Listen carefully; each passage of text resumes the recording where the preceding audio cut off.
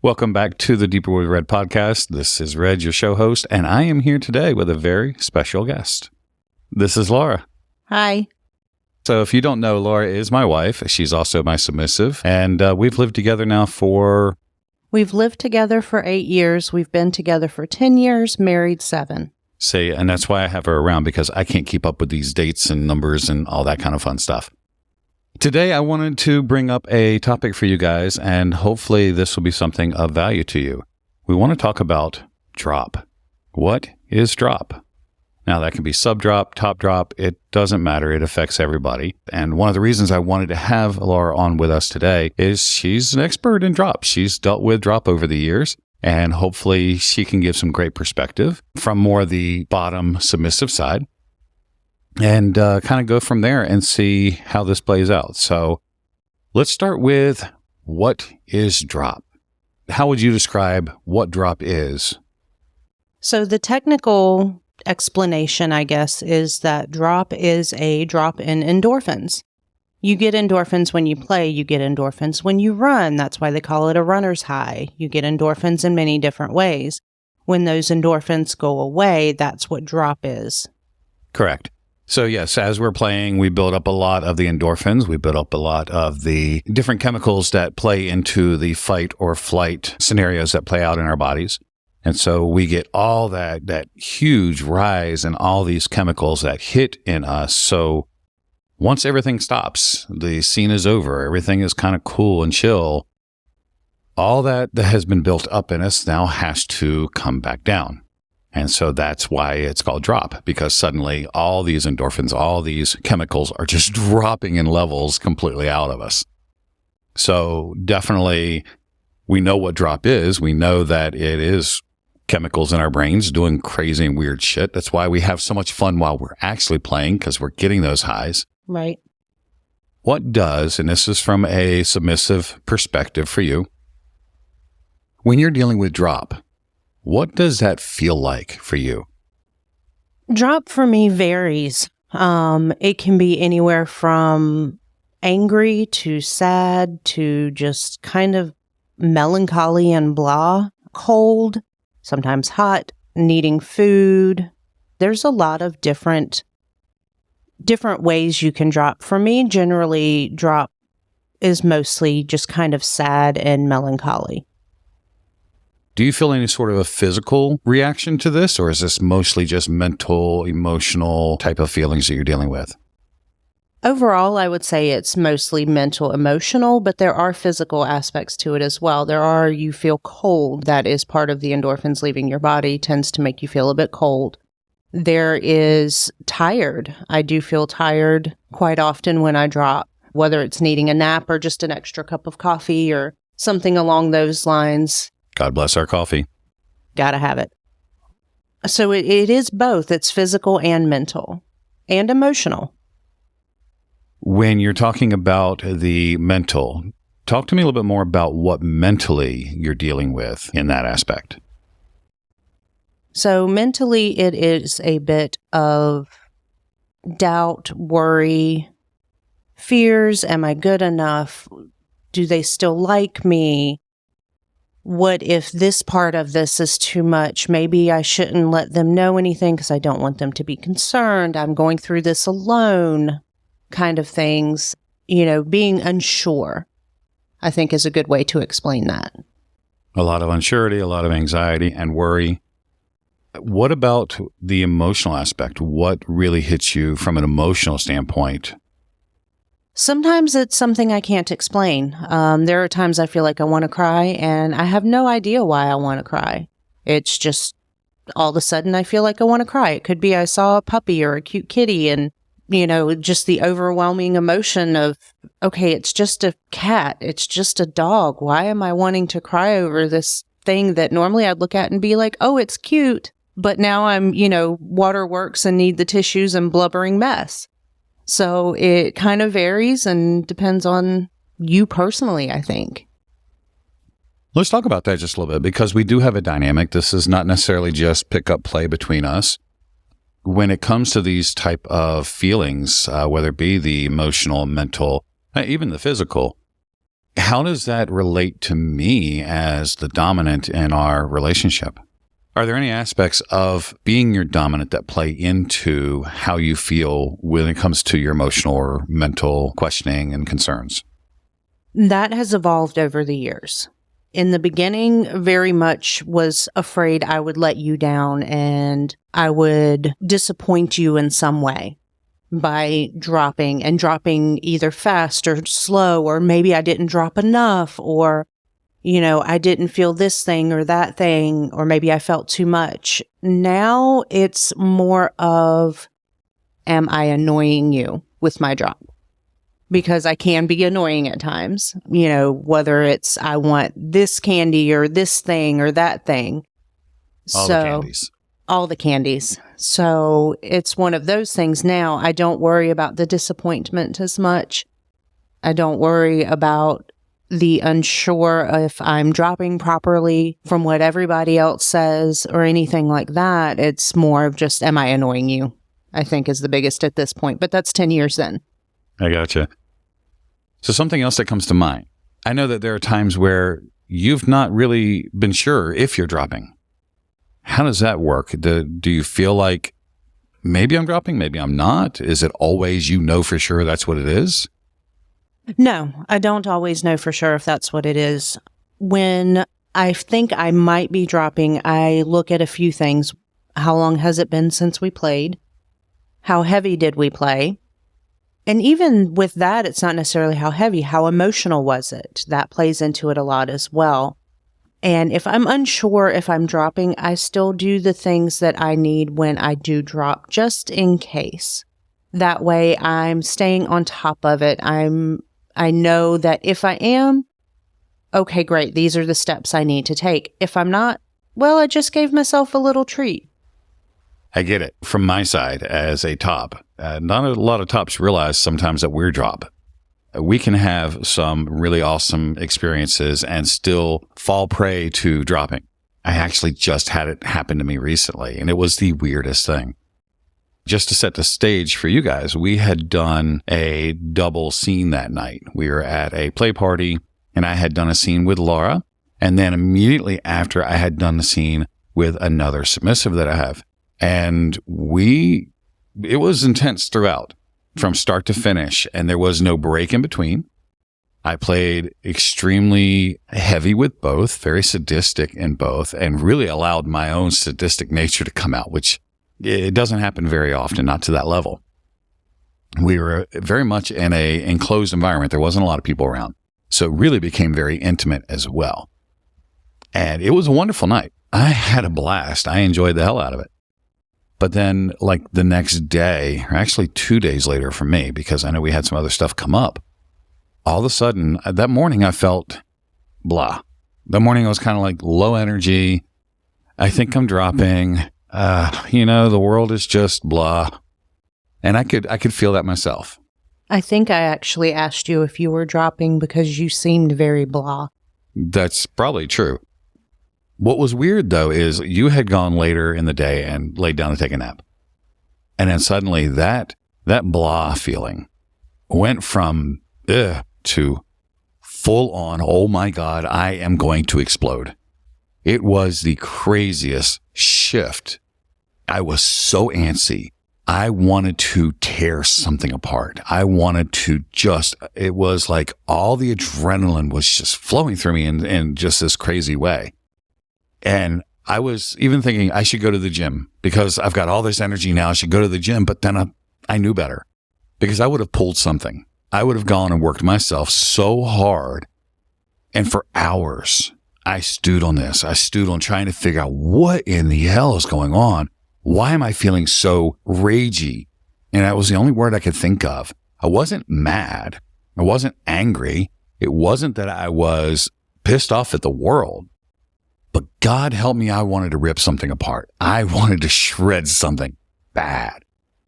And I wasn't quite sure what was going on. I reached out to a few of my top friends, more sadistic than me, and just, okay, is this something normal? And I got some answers back from them saying, yes, we've dealt with that as well. So obviously that was quite a normal thing. I had just never played up to that point or allowed myself mentally to get that deep into the sadistic nature within me. So that was a very interesting experience on my end to feel that level of drop. It's crazy. What causes drop? Now we know what drop is. Is it a specific level of play? What is the trigger that actually can create that drop? What are your thoughts on that? So to get away from the technical aspect of what is drop, it's a connection, whether it's with someone else or with yourself, with your own body, that is more intense. And it doesn't always have to be with play. It can be a connection with a person. Maybe you don't get to see them very often, but you spend an entire weekend with them. You don't play at all, but you just had that time with them that you don't normally have. You maybe just were in service to them, and helped them with things around the house, just mundane chores even, but things that you don't normally do in your day to day.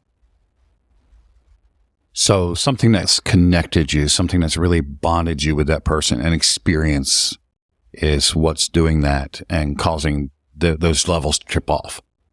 Correct. And you may not feel like you're getting that subspace or top space. You may not feel like you're getting that high, especially if it is spread over a few days or something along those lines.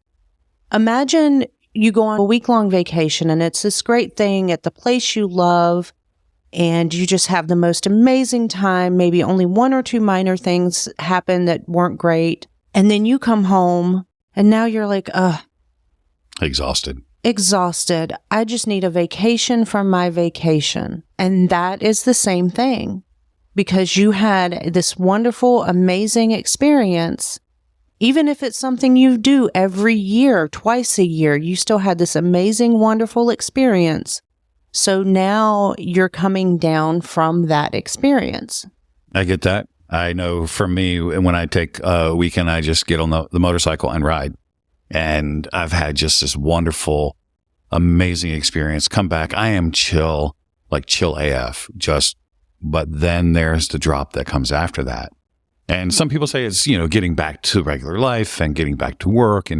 But no, there is definitely a drop because of all the endorphins that were built up over that time.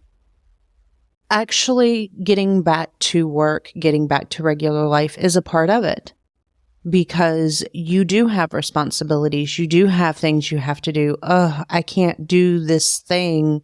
I can't be with this person. So that actually does play into it as well.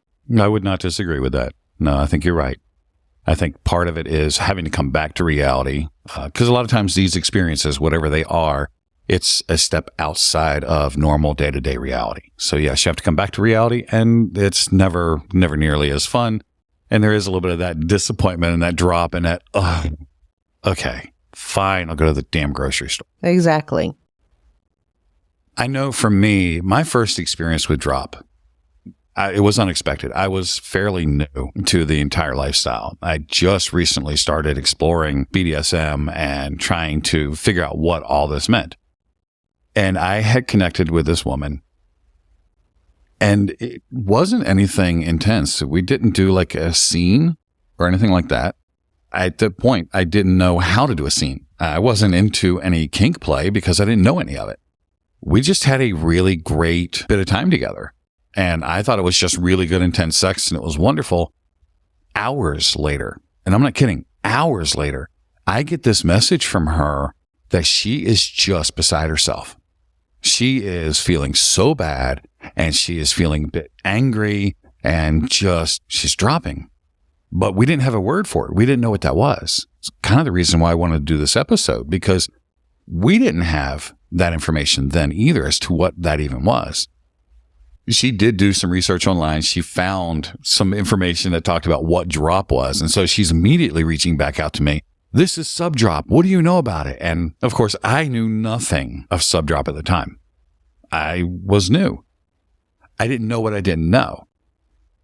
Of course, then she did not like that answer one bit. And that was the end of what exploration we had. She needed to be with somebody at that point that knew what was going on, had the answers, and I didn't blame her for that. But that was my first entry into the world of drop, and I had no idea what it even was. I doubled down. I started doing the looking and the reading and trying to figure out exactly what it was. So that's one of the reasons why we're doing this today, so that you have a little bit more information, you know what it is, and know how to better handle that. Talking about handling it, how do you as a sub deal with drop? How do you manage to get through when you are dropping? So for me, it starts immediately after the scene is when I start my care, my self-care, my drop care. Generally, it's the aftercare that does play into it, because there are times when I don't receive aftercare, whether it's because we're at a party and we just don't have the opportunity, whatever the reason may be, that can play into it as well. So I know I need something warm, whether it's a blanket or a hoodie, and that goes for when I'm feeling the full effects of drop as well. I need something to eat, some sort of snack, salty for me usually.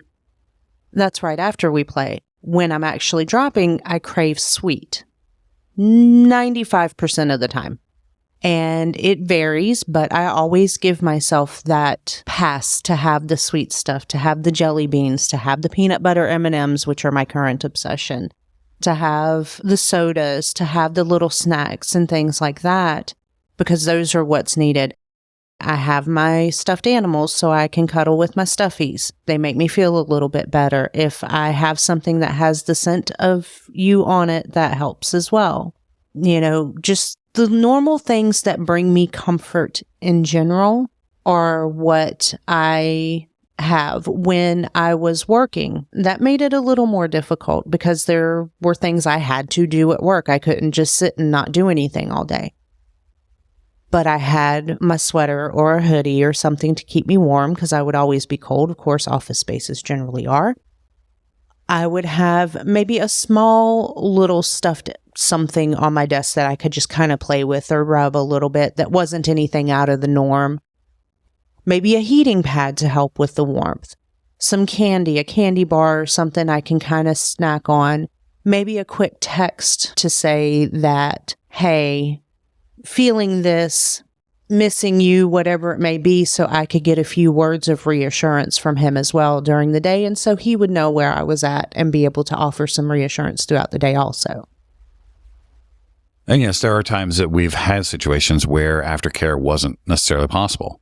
Sometimes that does happen at certain events where you've got to get off and move, and there's really just not the space for the kind of aftercare that you would like to have, a really quiet room or something like that.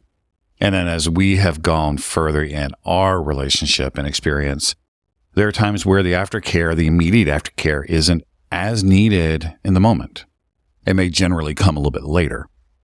Yes, you do end up with a lot of your sweets and your treats, and those are great. I know that we've also done, chicken noodle soup or, certain types of foods that definitely come into play. Oh, wow. When you first started, folks, I'm not kidding. When we get done, we played last. We always played last because it did not take but 15 minutes. We played, we did a little bit of cuddle, we packed everything up and got the hell out of there as quickly as we could. And the first place we needed to stop? Somewhere, because generally I needed a hamburger or a steak or some sort of red meat. She needed something meaty to eat at that moment.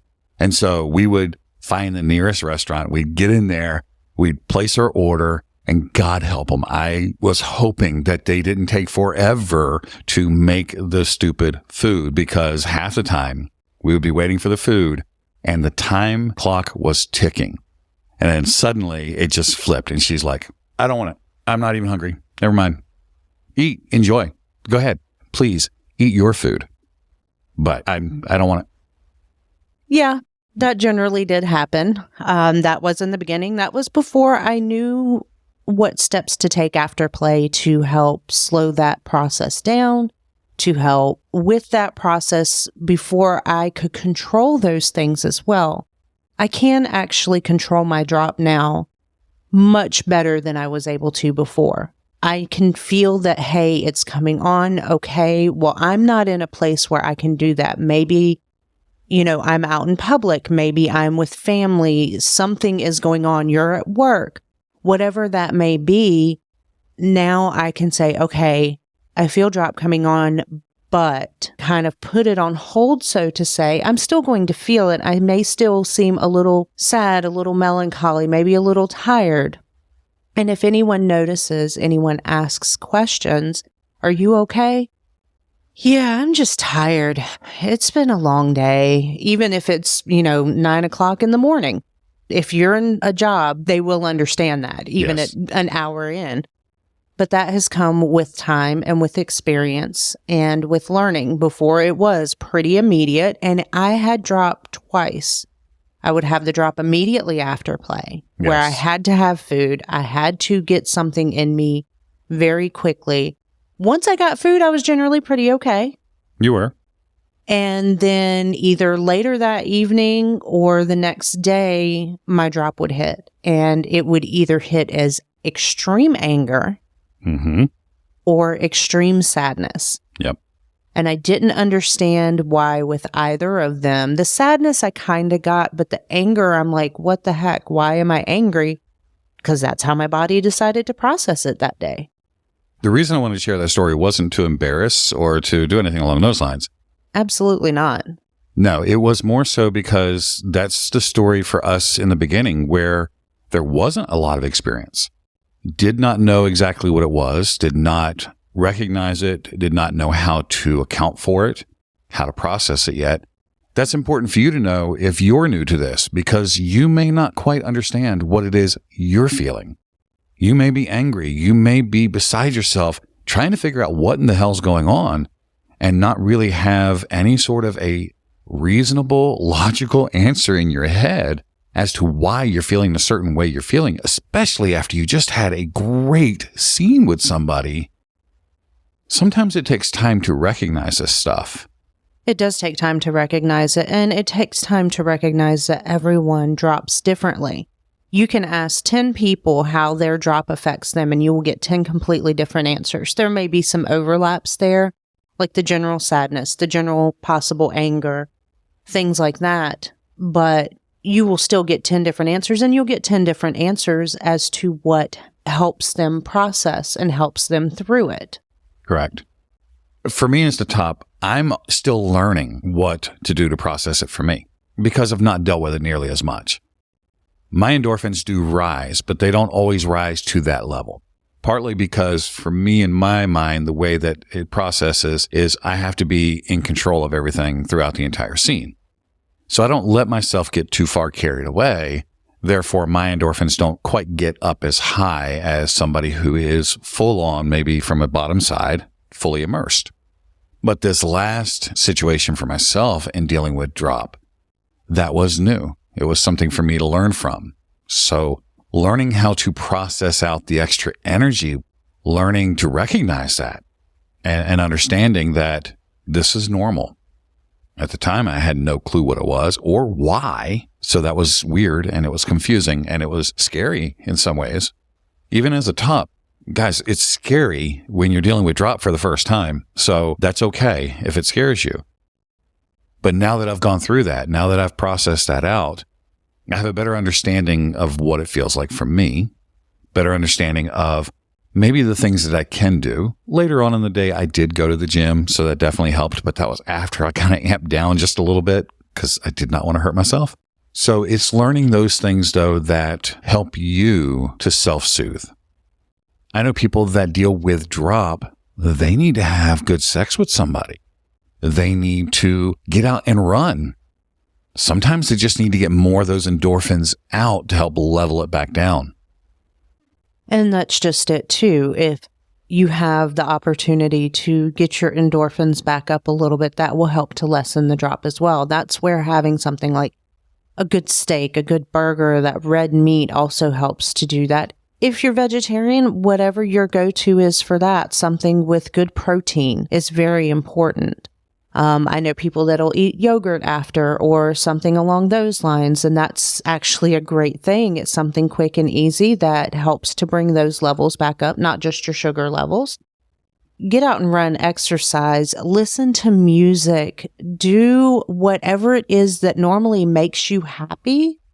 Sometimes you may have to force yourself to do those things, but do it even if it's just for 10 or 15 minutes, and you'd be amazed For the women out there, grab one of your little small vibrators and give yourself a quick orgasm. It doesn't have to be anything mind-blowing. Just that little hit to the endorphins. And guys, I mean, you do you. I don't know exactly how all that works for you. Because for me, I can just get, my little vibe and within 5 minutes, I'm good to go. But even still, that helps with that part of it. And you may still drop. You may still have the same feelings later, but it may help you get through that particularly tough moment. So the takeaway from that, the best way to deal with this is to find the things that help soothe you. And it can be a wide variety of things. So start to learn what it is that you enjoy and pay attention to your everyday life. Pay attention to the things you do normally to feel better. If you're sick, what are the things you do to take care of yourself then when you just want to feel a little bit better? When you're feeling a little down today. It's not even drop. You're just feeling down today. What are the things that you normally do to make yourself feel better? Make mental notes of these things because these are the things you can use when you're dropping as well to help soothe yourself during that process. Well, and I would even suggest making it part of your negotiations with your play partner is, hey, here's how my drop, if you know how my drop process is, here's what I need after. So when you tell them I'm dropping, they can maybe reply back or call you or whatever it is you have in place and say, okay, go get yourself some peanut butter M&Ms, get your favorite stuffy, curl up on the couch beside your pet, if you have one, and relax for a little bit. Or if you're at work, okay, go to the vending machine, run to the store, whatever you can do to help with that while you're there. And then when you get home, you can XYZ. That brings up a very important point, though, that I want to touch on as well, and I'm glad you brought that up. Not everybody has a partner. Not everybody has a consistent play partner. And even with some of their consistent play partners, immediate aftercare or extended aftercare during drop isn't always part of what's between the partners. So you will have some play partners that I just don't do aftercare, and that's fine. I mean, if you've negotiated it out and you're both okay with it, but it is important that you talk about it. At least understand what to expect. If you're on the bottom, know what the top can offer. If you're on the top, know what you're willing to offer and talk to the bottom about that. And so that you're on the same page. But there are definitely people out there who do not have a consistent partner in their life. So you want to learn how to do these things for yourself.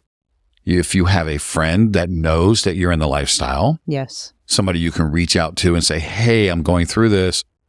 That friend may even say, hey, come over, hang out. We'll put on some movies and watch that, or we'll go for a run, or let's go grab a drink and just get out of the house for a little bit.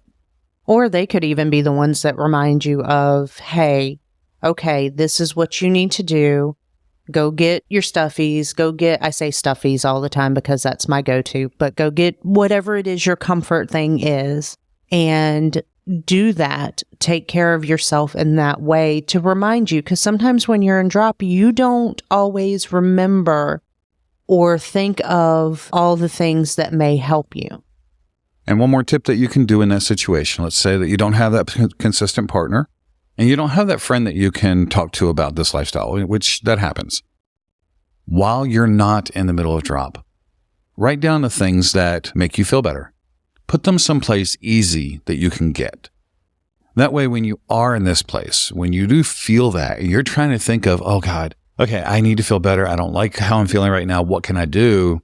Instead of trying to get your brain to focus and catch back up with you, pull your list out. You'll have it right there in front of you so that you can then, oh, you know what? I do have some candy, or I do have a blanket over here, or that's my favorite movie. Let's put that on. Whatever it is, you have it listed out easy and at your fingertips. Well, and I think the biggest thing to remember is that this is all part of the process of play or spending time or whatever it is. There's going to be the ups and downs and the evens. You're not going to have one without the other. It's like a swing. You have to go back the other way at some point. Correct. Now, I think the next question I have, and this is our last point on this topic, does drop stop? Does it stop happening to you as you get more experience along the way? No. Short and sweet, no. It doesn't stop. For me, it has evolved. It has changed. I can shorten it because I know what to do, but it does not stop. You're not nearly as angry immediately as you used to be when we first started. No, definitely not. But I also can recognize that, oh, I think I might be dropping. Let me go get some candy. And half an hour later, I feel fine. I'm okay. And we could have had one of the most intense scenes we've ever had. And I still feel fine. And I'm fine after that because I've given myself what I need in that moment to process the drop that day. Or there's other times where it's like, yeah, I need the whole day. And maybe we had a 5-minute scene, and I just need to process and to feel whatever it is I'm feeling for the whole day. I know for me, I'm still learning those things myself, 10 years in, and I'm dealing with a new type of drop that I've never dealt with before. So I don't think that it ever stops. I do like what you said. It does evolve. Right. It changes. I think as you continue to learn more about yourself, you continue to learn how you handle things, that's going to change. But the other thing that happens as we continue to experience this lifestyle is we start to try new things. So things that you didn't do 2-3 years ago, suddenly you're open to trying them today. So it's a whole new experience. And that drop might hit slightly differently because of the type of experience it was. I know when we did electric play for the first time, that was a totally different drop for you. You were unsettled by that and didn't know exactly what the hell was going on. Electric play, the first time I did rope, the first time pretty much anything, my drop has been completely different. Usually the first time it's more contemplative and trying to figure out, okay, did I actually like that? Or was I just in the moment trying to make my top feel good? But that's part of it with drop. It's constantly evolving. It's constantly changing. Even if you do the same thing for 10 years, you play the same way with the same toys, with the same partner, the same amount of time, your body is going to change. It's kind of like running or exercising. If you do it consistently, your body changes. And you will be more used to certain things, but you still have changes. Your body is still going to react a certain way. It could be that maybe you got over a cold last week and then you went and played today. And tomorrow you're going to have some super intense drop because your body wasn't quite back to 100%. Yeah. So the biggest thing there is that, no, it's probably not going to stop. You may learn how to better cope with it, how to deal with it, how to manage it. You may get a better perspective for yourself on what it means, what actually triggers it. But it's unlikely that it's ever going to stop. But it will get better in most cases. It will. And even if it getting better is that you know how to handle it. Correct. So I think that kind of wraps up this episode for Drop. Hopefully this helped answer a few questions for you. Thanks for hanging out with us. Thank you, Laura, for being here with me today. Thank you for having me on. All right. We'll catch you guys in the next one.